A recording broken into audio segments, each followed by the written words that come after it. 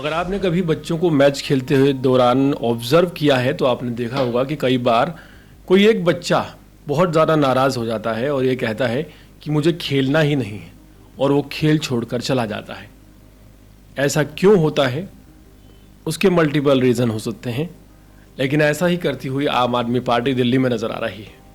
काफ़ी ज़्यादा हैरान करने वाली बात यह है कि ये इतिहास में मेयर चुनाव की ऐसी पहली प्रक्रिया है जिसमें जो पार्टी, आप कह सकते हैं पार्टी ए और बी है, तो जो पार्टी ए है या आप कह सकते हैं कि पार्टी दूसरी वाली है, वो साफ तौर पर यह ऐलान करती है कि मेयर पद का उम्मीदवार ही खड़ा नहीं किया जाएगा। हैरानी इस बात की इसलिए है कि जो आंकड़े सामने आए हैं उन आंकड़ों में हाल फिलहाल अगर प्रतिशत की बात की जाए तो ए पार्टी यानी कि आम आदमी पार्टी की अगर बात की जाए तो एमसीडी दिल्ली में आम आदमी पार्टी के पास 113 वार्ड जीते हुए हैं। बीजेपी की बात की जाए तो बीजेपी के 117 वार्ड जीते हुए उनके पास हैं। कांग्रेस पार्टी की बात की जाए तो 8 वार्ड उनके पास है और 12 जो हैं वार्ड वो खाली हैं। यानी कि 113 और 117 बीजेपी में जो मुकाबला है आम आदमी पार्टी का, वो लगभग बराबरी का है। इसको बराबरी का ही मुकाबला कहा जा सकता है। लेकिन आखिर क्या वजह है कि बराबरी का मुकाबला होते हुए भी कांग्रेस पार्टी की 8 वार्ड होने के बावजूद भी आम आदमी पार्टी ये कहती है कि हमें मेयर के लिए अपना कोई सदस्य ही खड़ा नहीं करना।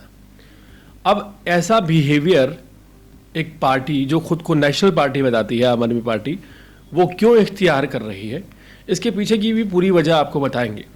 लेकिन इससे पहले एक इंटरेस्टिंग फैक्ट और बहुत ही ज़्यादा मज़ेदार आंकड़ा आपको बताते हैं।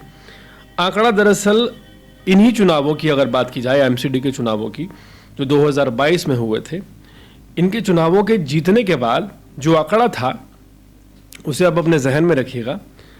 आम आदमी पार्टी ने 2022 के एमसीडी चुनाव में 134 वार्ड जीते थे। वहीं अगर बीजेपी की बात की जाए तो बीजेपी ने 2022 के एमसीडी चुनाव में 104 वार्ड जीते थे। अब यहाँ पर अगर आप डिफरेंस देखें तो 30 वार्ड का है, यानी कि अगर 104 वार्ड बीजेपी ने जीते तो बीजेपी से 30 ज़्यादा निगम पार्षदों की संख्या थी, जीते हुए निगम पार्षदों की एमसीडी में आम आदमी पार्टी की अगर बात की जाए। यानी कि बीजेपी 104 निगम पार्षद लेकर खड़ी थी और आम आदमी पार्टी 134 निगम पार्षद लेकर खड़ी थी। कोई कंपैरिजन नहीं था।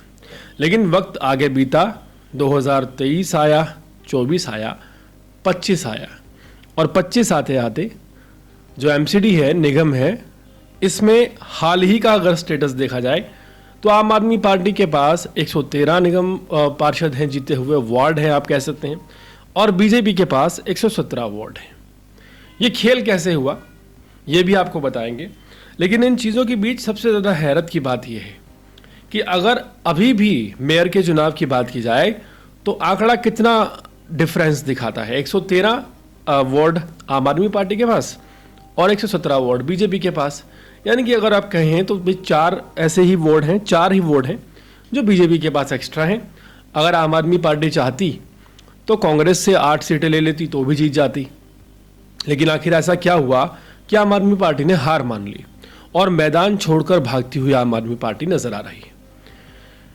इस पूरे प्रकरण में मैदान छोड़ने वाली जो बात है वो काफी ज्यादा हैरान करने वाली है, क्योंकि हार जीत लगी रहती है। जब बीजेपी को भी पता था, जब बीजेपी के पास 104, महज 104 निगम पार्षद थे वर्सेस 134 आम आदमी पार्टी के, तब भी बीजेपी दावा कर रही थी कि वो मेयर बना लेगी। आज बीजेपी के पास आम आदमी पार्टी से महज 4 निगम पार्षद ज़्यादा है, तो भी बीजेपी पार्टी कहती है कि वो मेयर बना लेगी। रीज़न क्या है?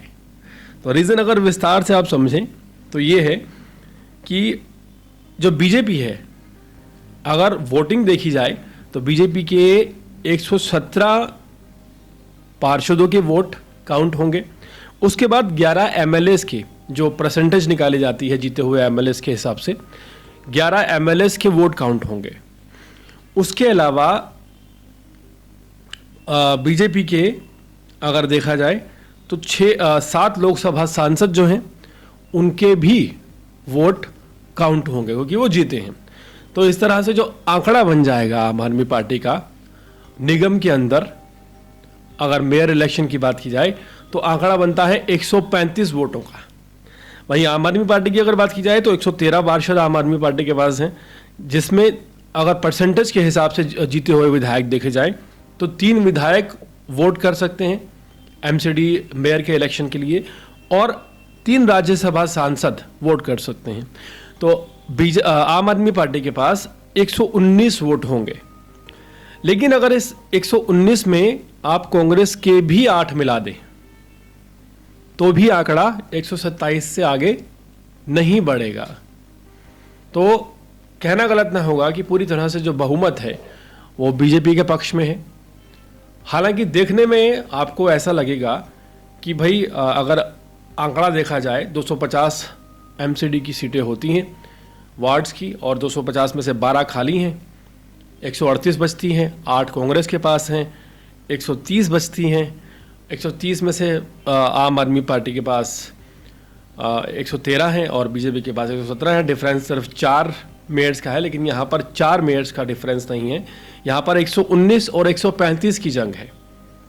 यानी कि सीधे सीधे यहाँ पर मोटे तौर पर देखा जाए तो बीजेपी के पास 15 से 16 वोट आम आदमी पार्टी के कंपैरिजन में ज़्यादा हैं और इसीलिए बेगमपुर निगम पार्षद जो कि नरेला जोन में आते हैं, जया भगवान, उन्हें डिप्टी मेयर बनाया जा रहा है और मुखर्जी नगर के राजा इकबाल सरदार उन्हें मेयर बनाने की कवायद तेज हो गई है।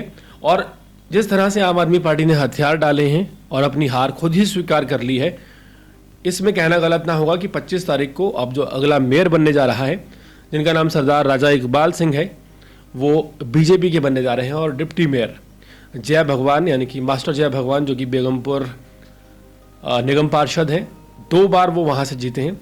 हालांकि इस बार के चुनाव से पहले वो धर्मेंद्र रीना से हार गए थे, लेकिन इस बार के चुनाव में वो बेगमपुर से उन्होंने जीत हासिल की तकरीबन 5000 वोटों से। आंकड़ा बहुत ज़्यादा नहीं रहा, लेकिन यहाँ पर इस बार की अगर बात की जाए 2025 की तो 2025 में कुछ निगम पार्षद ऐसे रहे पूर्व में जिनकी किस्मत खुल गई, जिनमें एक हमारे दिल्ली की मुख्यमंत्री रेखा गुप्ता रहीं और एक बेगमपुर के निगम पार्षद जय भगवान रहे।